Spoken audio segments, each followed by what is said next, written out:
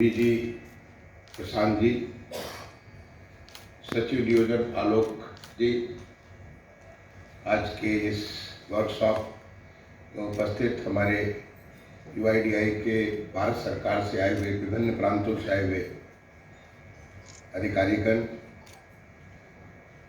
नियोजन विभाग के जो इस कार्य में लगे हैं अधिकारी, प्लस हमारे राज्य सरकार के विभिन्न विभागों से आए हुए वरिष्ठ अधिकारीगण,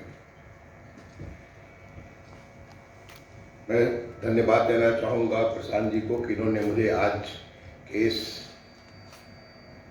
बहुत ही महत्वपूर्ण कार्यशाला के ओपनिंग सेशन में आप सबको संबोधित करने का मौका दिया। अभी आलोक आपसे बात कर रहे थे थोड़ी देर पहले कि वो कलेक्टर सहारनपुर हुआ करते थे और उन्होंने कैसे 2008 में लाल बहादुर शास्त्री नेशनल एकेडमी में नंदन नीलकेनी साहब के वर्कशॉप में जब भाग लिया था तो किस प्रकार की बातें हो रही थी। मैं उससे और पीछे जाता हूँ। मैं 2002 में जब गृह मंत्रालय में डायरेक्टर हुआ करता था, भारत सरकार के गृह मंत्रालय में, तब ये आधार के बारे में एक सोच प्रारंभ हुई थी और ये सोच प्रारंभ हुई थी हमारी ग्रुप ऑफ मिनिस्टर्स, जो हमारे तत्कालीन गृह मंत्री जी थे माननीय श्री लालकृष्ण आडवाणी जी, उनके अध्यक्षता में ग्रुप ऑफ मिनिस्टर्स बना था। उस ग्रुप ऑफ मिनिस्टर्स ने पूरे देश की सुरक्षा तंत्र को आधुनिक और प्रभावी बनाने के लिए बहुत सारे रिकमेंडेशंस किए थे, बहुत सारी संस्तुतियाँ की थी कि ये सब भला चीज़ें की जाए, तो उन चीज़ों को करने से हमारे देश का सुरक्षा तंत्र बहुत ही मजबूत होगा। एज ए डायरेक्टर पर्स गृह मंत्रालय भारत सरकार, उसमें कई सारी चीज़ों को इम्प्लीमेंट करने की मेरी जिम्मेदारी थी। मैं उसको लगातार फॉलो करता था तमाम सारे विभागों के माध्यम से। तब उस समय जिस प्रकार की बातें हुई थी कि हमारा सुरक्षा तंत्र अगर हर कोई का अगर खुद का अपना एक आइडेंटिटी हो जाए तो उससे हर एक क्या कर रहा है, कैसे कर रहा है, उसके बारे में बहुत अच्छा एक व्यवस्था हो सकती है। जो हमारे देश में तमाम सारे अनआइडेंटिफाइड जो घुसपैठी हैं उनका भी आइडेंटिफिकेशन हो जाएगा। बहुत सारी गतिविधियाँ उसके बारे में पुलिस तंत्र को, जिसकी शुरुआत एक सुरक्षा तंत्र के रूप में हुई थी, लेकिन तब ऐसा लगता था कि क्या ऐसा हो भी पाएगा कभी। मुझे ख्याल है कि उस समय जो रजिस्ट्रार जनरल ऑफ सेंसस हुआ करते थे उनको ये जिम्मेदारी दी गई थी कि इस काम को आगे बढ़ाएं, और इंसिडेंटली वो भी उसी एडिशनल सेक्रेटरी को रिपोर्ट करते थे जिसको मैं रिपोर्ट करता था एज ए ज्वाइंट सेक्रेटरी, जब उसी मंत्रालय में ज्वाइंट सेक्रेटरी हुआ, और काफ़ी सारी बहसें हुआ करती थी, तो चीज़ें बड़ी मुश्किल लगती थी, ये क्या हो भी पाएगा कि नहीं हो पाएगा। फिर नंदन नीलकेनी जी का पदार्पण हुआ और उन्होंने पूरा का पूरा इस आधार एक ऐसा इकोसिस्टम बनाया कि लगा कि अब पूरे देश में हर एक इंडिविजुअल का आधार कार्ड एक यूनिक आइडेंटिटी बन सकती है, इसकी पॉसिबिलिटी नजर है। और पूरे देश में ऐसा माहौल बना कि जिससे कि तेजी से काम होना चालू है। लेकिन बन के क्या होगा? आपकी आइडेंटिटी तो बन गई, लेकिन उस आइडेंटिटी का होगा क्या, करेंगे क्या? मुझे लगता है कि 2014 में जब माननीय प्रधानमंत्री जी ने देश की बागडोर संभाली, उसके बाद इसके बारे में डीप थिंकिंग हुई कि कैसे इस यूनिक आइडेंटिटी का लाभ हमारे देश की अर्थव्यवस्था में, हमारे देश की कल्याणकारी जो हमारे एक राज्य की संकल्पना है लोगों को कल्याणकारी योजनाओं के साथ संबद्ध करने में, इस देश के तमाम सारे और चीज़ों में कैसे हम इस यूनिक आइडेंटिटी का प्रारंभ करेंगे। क्योंकि मैं उस समय भी भारत सरकार में था और मुझे बड़े नज़दीक से तमाम सारे, कभी कैबिनेट सेक्रेटरी साहब के स्तर पे, कभी किसी स्तर पे उसमें भाग लेने का मौका मिलता था। इस प्रकार की एक डीप थिंकिंग पहले बार 2014 में, नहीं तो हमने बना तो लिया था, इकोसिस्टम बना लिया था, काफ़ी कुछ आइडेंटिटी बना ली थी, एक अच्छा प्रोग्रेस हो रहा था, लेकिन पहला बात कि पूरा होगा कि नहीं होगा 100%, और दूसरा इसका यूज़ क्या करेंगे, ये बात नहीं हो पा रही थी। फिर बाद में एक ये भी दौर आया कि जब लोगों को लगा कि इसका उपयोग होगा, तो बहुत सारे लोगों की गलत हरकतें जो कि हमारी अर्थव्यवस्था को काफ़ी क्षति पहुंचाती हैं, उन लोगों को लगा कि उस पर कुठाराघात होने वाला है, और एक लंबा जो है कानूनी लड़ाई भी लड़ी गई। उस लड़ाई को भी मैंने बड़े नज़दीक से समझा, क्योंकि उस समय जो UIDAI के जो उसके CEO हुआ करते थे, इंसिडेंटली में मेरे बड़े अच्छे दोस्त, मेरे क्लासमेट, और हम दोनों ने साथ साथ IAS की तैयारी करके साथ साथ IAS में एक ही साथ सिलेक्शन हुए थे। हमारे बैचमेट बाद में रेवेन्यू सेक्रेटरी भी रहे अजय भूषण पांडे, वो थे। तो उनसे हमारी काफ़ी चर्चा हुआ करती थी कि जो उस कानूनी लड़ाई में भी, क्योंकि बहुत सारे लोग हैं जो कि नहीं चाहते कि ऐसा काम देश में हो पाए। ऐसा उदाहरण दूंगा मैं अर्बन डिपार्टमेंट का, अर्बन मिनिस्ट्री का। जब देश में रेरा का कानून लाया गया, रेरा का कानून अगेन में उसमें अपने उसी मंत्रालय में मैं एडिशनल सेक्रेटरी हुआ करता था जब ये रेरा का कानून आया। और रेरा के कानून आने के बाद पहले बार सिटीजन्स को, नागरिकों को इस बात का अधिकार मिला, जो कि एक हमारा रियल एस्टेट में इतनी बड़ी धोखाधड़ी थी कि आपको कहा कुछ जाता था कि आपको 10 लाख में मकान देंगे और देते थे 25 लाख में। कहा जाता था कि आपको 1000 स्क्वायर फीट का मकान देंगे और दिया जाता था 600 स्क्वायर फीट। न तो एरिया डिफाइंड है। कहा जाता था कि आपको अगले 2 साल में मकान देंगे और अगले 15 साल तक आपको लटकाए रखते थे। मैंने किसी प्रकार की इंटीग्रिटी नहीं थी। जो सबसे ज्यादा हमारे जो नागरिक थे, जो मकान लेते थे अपने जीवन की गाढ़ी कमाई, क्योंकि हमारे देश में हर कोई समझता है उसकी सबसे ज्यादा उसकी सोशल सिक्योरिटी होती है जब एक मकान बना लेता है। बाकी चीजें बात की चीजें, मकान बना लेता, सोचता कि मैं रहूं न रहूं, मेरे बच्चों को, मेरे परिवार को, मेरे लोगों को एक ठिकाना मिलेगा। और इस पूरी की पूरी व्यवस्था में इतनी ज्यादा गड़बड़ियां थी, उसको समेटते हुए भारत सरकार ने कानून लाया जिसका नाम रेरा रखा गया। लेकिन लोग, बहुत सारे लोग चाहते थे जबकि उनकी जो हरकतें थी वो सारी हरकतों पे एक अंकुश लग गया। वो कैसे करेंगे?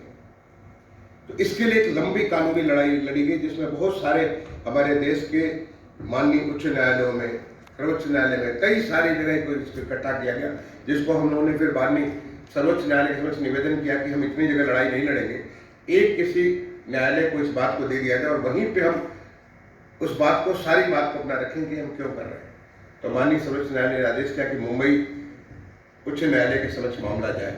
और मैं डेली में, let me tell you, daily hearing होता था। हर दिन क्या चीज कोर्ट में बात हो रही है, क्या क्या चीज, उसको मैं डेली फॉलो किया करता था। और एक लंबी बहस के बाद माननीय उच्च न्यायालय मुंबई ने बड़ा एक ऐतिहासिक निर्णय दिया। उस निर्णय से सारी की सारी जो शंकाएं थी सब पे विराम लग गया और सबने स्वीकार किया ये सबके फायदे का है।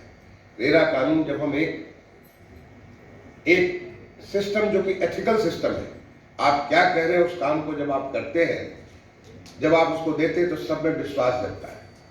चाहे वो बैंकिंग सिस्टम हो, चाहे वो हमारा जो होम ओनर हो, होम बायर हो, चाहे वो इवन रियल एस्टेट हो। और जो ऐसे लोग जो कि गलत नियत से इस पूरी इंडस्ट्री में आते हैं, उनका आना बंद हो जाता है, ऊपर कंट्रोल लग जाता है।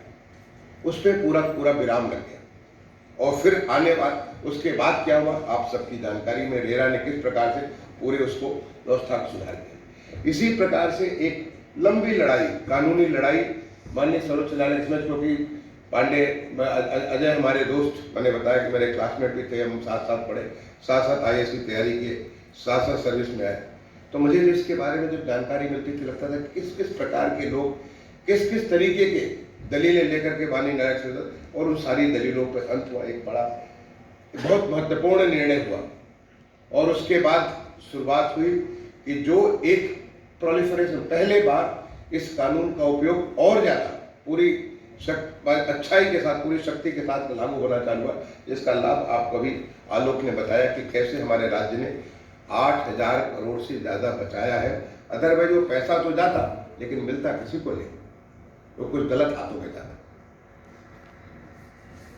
ये इतने सारे करीब 7.6 करोड़ लोगों को हम हर महीने ऑथेंटिकेट कर रहे हैं, और ये नंबर 10-12 करोड़ होना चाहिए। ये हुआ और हो रहा है। ये ताकत है टेक्नोलॉजी का। और मैं समझता हूं कि दुनिया का सबसे स्ट्रॉन्गेस्ट टेक्नोलॉजी का एक इको सिस्टम, एक स्ट्रक्चर नहीं समझता हूं कि दुनिया में कहीं किसी भी देश में इस प्रकार का चीज है कि जब कोविड आया और कोविड के दौरान इतनी सारे लोगों को इस किस्म से प्रधानमंत्री जन कल्याण योजना के कितने सारे लोगों को सहायता मिली,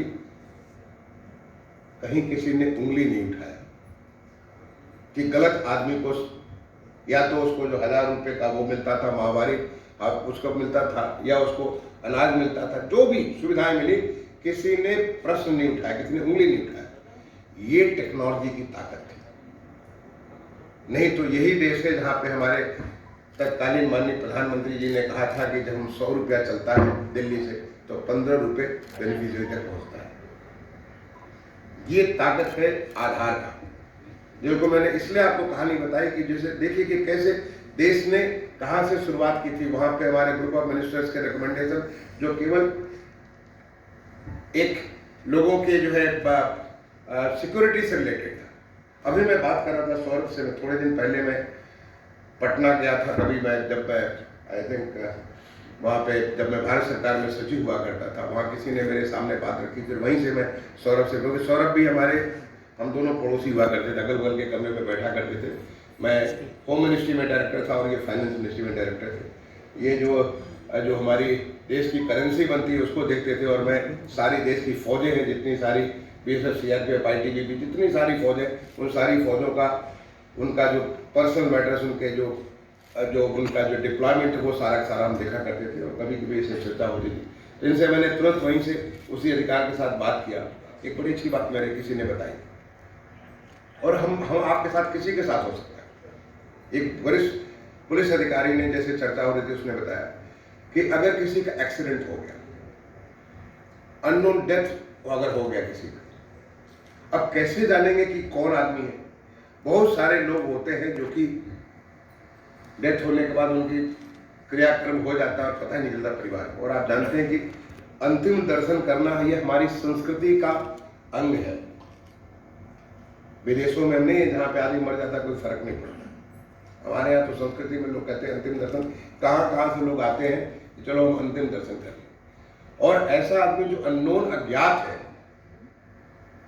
कहाँ से पुलिस ढूंढेगी। अखबारों में एक छोटा सा विज्ञापन देती है कि कोई अगर इस प्रकार की, इस हुलिया का है कि लाल रंग की शर्ट और पीले रंग की पैंट पहना हुआ है, और ये फला उसका जो है ये चेहरे पे ऐसा निशान है, इस प्रकार का ऐसी जब तस्वीर भी उसकी ऐसी होती है जो कि डिफॉर्म हो जाती है, उसको देता है, कोई पता नहीं चलता है। बहुत सारे लोगों को इससे नुकसान होता है। आपने अभी एक एग्जाम्पल बताया, वो कैसे कोई भी लड़की जो कि माननीय प्रधानमंत्री जी को 6 साल की लड़की मिली, वो आपने मुलाकात कराई। सोचिए परिवार को कितनी खुशी हुई होगी। और कहां से हुई? इस टेक्नोलॉजी के ताकत से हुई। सौरभ से मैंने रिक्वेस्ट किया और सौरभ ने उसके ऊपर कुछ एक्सरसाइज शुरू कर दिया इन्होंने, कि हम लोग ये जो टेक्नोलॉजी है, हमारी इस टेक्नोलॉजी की इतनी ताकत है, हम बहुत कुछ कर सकते हैं। और जो सबसे बड़ी चीज कर सकते हैं कि जितना भी हमारी वेलफेयर स्कीम्स है, इतनी वेलफेयर स्कीम, इतना सब कुछ राज्य सरकार देती है, भारत सरकार देती है, सही लोगों तक टारगेट हो, सही लोगों तक पहुंचे, गलत लोग तो न पहुंचे, किसी और के पॉकेट में न जाने पाए स्कीम का फायदा। ये हम इस टेक्नोलॉजी के माध्यम से कर सकते हैं, और पूरे कॉन्फिडेंस के साथ हम कह सकते हैं कि हमने सही आदमी तक पहुंचाया, कोई आदमी हमारे पर उंगली नहीं उठा सकता। ये है हमारा आधार यूनिक आइडेंटिटी का। आधार का ये है कि आज हमारे प्रदेश में हम लोग लगे हैं कि हर किसान के हर खेत को हम आइडेंटिफाई कर दें, हर खेत को आइडेंटिफाई कर दें, उसका यूनिक, हर खेत को, हर जो प्लॉट है, हर प्लॉट। और ये बड़ी जिस तेजी से हमारे प्रदेश में काम चल रहा, मुझे पूरा विश्वास है कि 6-8 महीने में हम कर देंगे इस काम। हर प्लॉट को अपनी की जो यूनिक आइडेंटिटी हो जाएगी, क्योंकि डिजिटल उसका जो आइडेंटिटी हो जाएगी, उसको किसान के साथ जोड़ेंगे, वो आधार का, उसका आधार का एक उसका शैडो लेकर के उसके साथ जोड़ देंगे, और फिर हर किसान के हर खेत में क्या हो रहा है उसकी हम जानकारी कर सकते हैं। आप देखिए कितनी बड़ी ताकत है। नहीं तो आज कोई अगर अभी जैसे सूखा की स्थिति है, सूखा कहाँ पड़ा है, कहाँ नहीं पड़ा है, किसको क्या नुकसान हुआ, नहीं नुकसान हुआ, जितने सारे प्लानिंग की एक्सरसाइज करते हैं, कितना प्रोडक्टिविटी है, क्या चीज़ है, नहीं जानकारी मिलती। लेकिन इस टेक्नोलॉजी के माध्यम से हम बहुत सारा ताकत हम पा। प्रदेश सरकार इतने सारे बच्चों को, उनको कपड़े से लेकर के जूता, मोजा, पैंट, शर्ट, स्वेटर, इससे लेकर के टाई, ये सब चीज़ों को लेकर के किताब, सब कुछ चीज़ें दे रही है। लेकिन आज वहाँ पे हमारा पेनिट्रेशन बहुत कम है। हम पीछे पड़े हैं, बेसिक शिक्षा विभाग के पीछे पड़े हैं कि भाई हम हर एक को यूनिक आइडेंटिटी के माध्यम से, ताकि सही बच्चे तक पहुँचे। आपको बताऊं कि अभी प्रदेश में जो हमारा स्कूल एजुकेशन में प्राइमरी जो हमारा हुआ करीब 1.92 करोड़ बच्चों का प्रवेश हुआ इस साल में 2022-23, और ये सारा आधार ऑथेंटिकेटेड है। कोई ये नहीं कह सकता कि ये तो गलत सूचना उन्होंने दे दी कि भाई इतने बच्चे यहाँ पे गलत बता दिया केवल नंबर के लिए। मैंने टारगेट रखा था बेसिक शिक्षा विभाग को कि 2 करोड़ को हम क्रॉस करेंगे, और अगर हम ये काम नहीं करते, आधार ऑथेंटिकेशन नहीं करते, तो 2 करोड़ नहीं, हम 2.5 करोड़ क्रॉस कर चुके होते। लेकिन इस ऑथेंटिकेशन के माध्यम से 100% हर एक को, ताकि जब हम उसको करेंगे तो उसको हम जब कपड़े भी देंगे, उसको जो भी किताब कॉपी भी देंगे, हर एक आधार के माध्यम से देंगे। ये काम 1.92 करोड़ हो जाए, बहुत बड़ा जंप हुआ प्रदेश में। लेकिन ये जंप विद ए क्रेडिबिलिटी, जो हमारी क्रेडिबिलिटी है बहुत हाई क्रेडिबिलिटी। इसी प्रकार से हमारी जो हमारे ये आंगनवाड़ी केंद्र है, आंगनवाड़ी केंद्रों के माध्यम से कितनी हम धात्री और गर्भवती महिलाओं को लाभ दे रहे, कितने सारे बच्चों को लाभ दे रहे।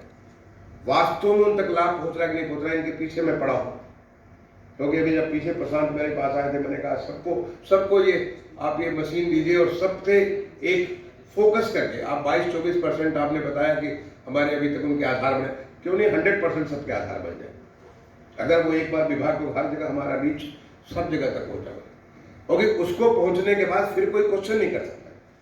आज की डेट में क्वेश्चन कर सकता, हो सकता है सही हो सकता है गलत भी हो, लेकिन एक बार आपने आधार के साथ उसको जोड़ दिया तो फिर तो आप 100% कॉन्फिडेंस के साथ कह सकते हैं कि जो आप कह रहे हैं वो बिल्कुल सत्य सही बात है। और वही राज्य सरकार चाहती है, वही हमारे देश की सरकार चाहती है कि हमारा लेवल ऑफ कॉन्फिडेंस ऐसा होना चाहिए।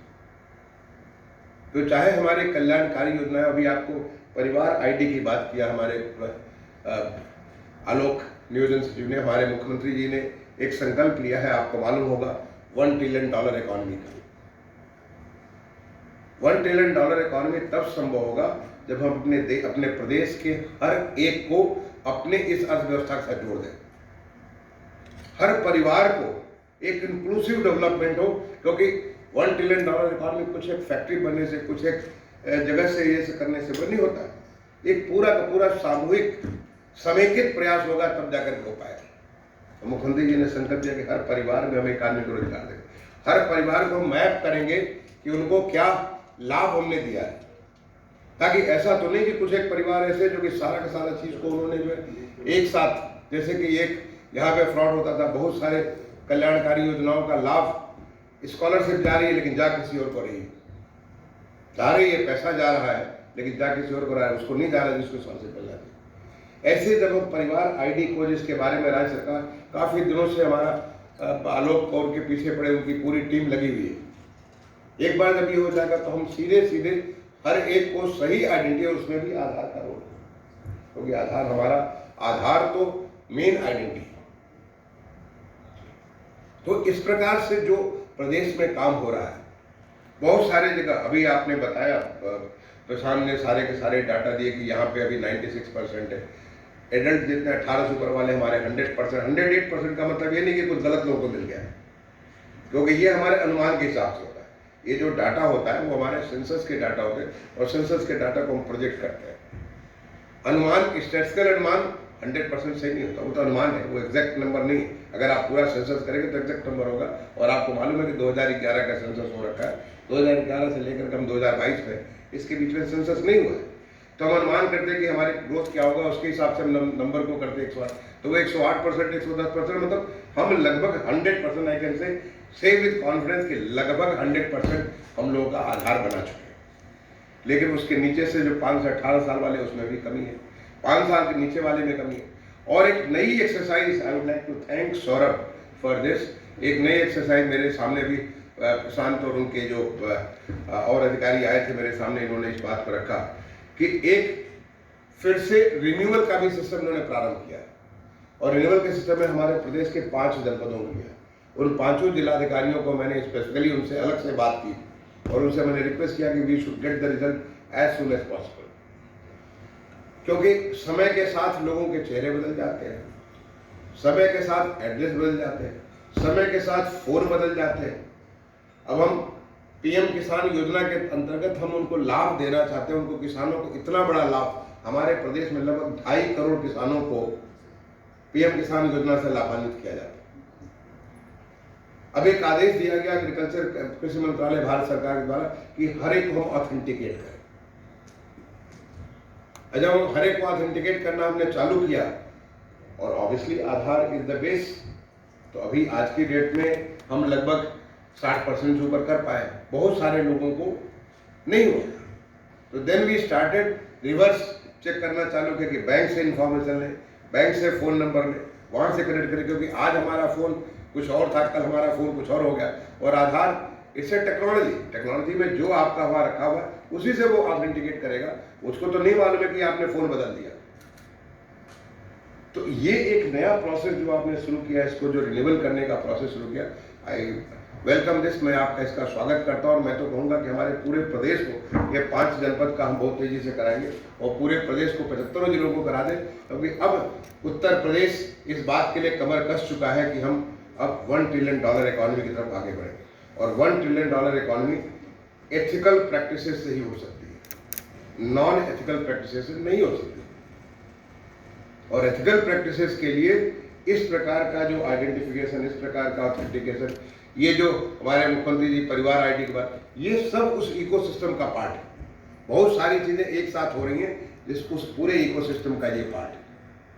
और इसीलिए मैंने आदेश किया कि हमारे प्रदेश के जितने सारे डिपार्टमेंट, जहां जहां इसका प्रयोग हो सकता है, वो सारे डिपार्टमेंट यहाँ पे होंगे। और मुझे खुशी है कि आज यहाँ पे सारे डिपार्टमेंट्स हैं। यहाँ पे मैं आप सारे लोगों से अनुरोध करूँगा, मैं जानता हूँ कि आप बहुत सारे महत्वपूर्ण कार्यों में लगे हुए, बहुत सारी आपकी जिम्मेदारियां, लेकिन ये मौका एक क्रॉस लर्निंग का मौका कि भारत सरकार ने क्या क्या नई नई चीजें की है। जो 3 आपने सेशन बनाया, कि एक तो आपने जनरल सेशन बनाया कि जिसमें आप पूरी व्यवस्था को बताएंगे कैसे ऑथेंटिकेशन, क्या क्या चीजें कर रहे हैं। दूसरा, क्या नई नई चीजों को आपने, नई चीजों को नए निर्देश क्या क्या सब चीजें की। और सबसे ज्यादा महत्वपूर्ण है, जिसके लिए मैं भावना को, I know her for a long time, ये आई हुई है all the way from Chandigarh, madam Reema ji आई हुई पहले यहाँ पे थी, और मुझे बताएंगे उसमें देखा हमने उड़ीसा से कोई आए हुए हैं, NPCI से कोई आए हुए, national payment corporation of India, जो कि एक बहुत, जो पूरा डिजिटल पेमेंट में एक पूरा का पूरा एक नया परिवर्तन उनके, ताकि उनके साथ मुझे बहुत नज़दीक से काम करने का मौका मिला जब मैं भारत सरकार में एकदम सेक्रेटरी था। क्योंकि पूरा सिस्टम, हमारा पेमेंट का सिस्टम, कैसे हम अब सिंगल कार्ड के माध्यम से सारे के सारे ट्रांसपोर्ट सिस्टम हम लोग काम कर सकते हैं। ये 1 नेशन 1 कार्ड, इसके ऊपर काफ़ी काम किया NPCI के साथ, बहुत क्लोजली काम किया। उनके कोई लोग आए हुए, जैसा मैंने अभी लिस्ट में देखा, उन लोगों को धन्यवाद दूंगा कि वो जब यहाँ पे आए हुए तो हम सबको सीखने की जरूरत है।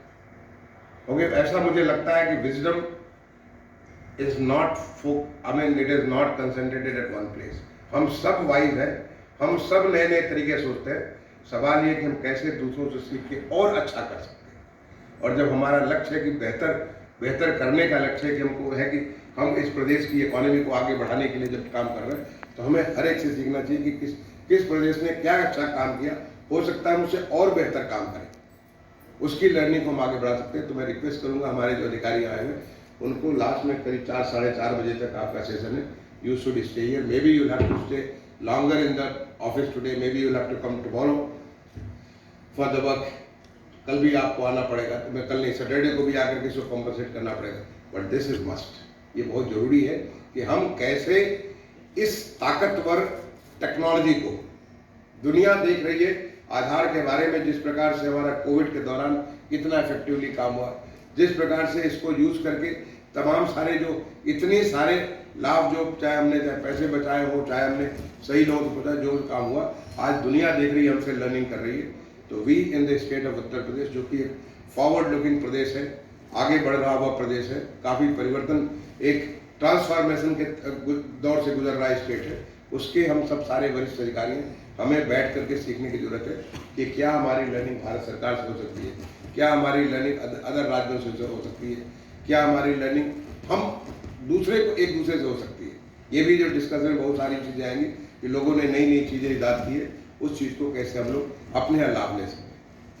तो मैं आप सब लोगों को एक तो पहले मैं सौरभ को और प्रशांत को मैं बहुत धन्यवाद दूंगा। आलोक ने भी मुझे कहा कि आई मस्ट कम, मैं ऐसे भी आता, मैं ऐसी चीज़ें जहाँ हमारे प्रदेश को लाभ है वहाँ मैं जरूर पहुँचा, बट आलोक ने मुझे कहा कि मुझे जरूर पहुँचना चाहिए। So would like to thank him and thank you all for being here and wish you all the very best कि आज का जो पूरी वर्कशॉप है, इस वर्कशॉप का पूरा लाभ हमारे प्रदेश को मिलना चाहिए, ताकि आप जहाँ भी जो भी काम कर रहे हैं उस काम को पूरा करें और उसको पूरा करके प्रदेश के लोगों को सही तरीके से ऑथेंटिक क्रेडिबल बेनिफिट आप पहुंचा सकें। Thank you.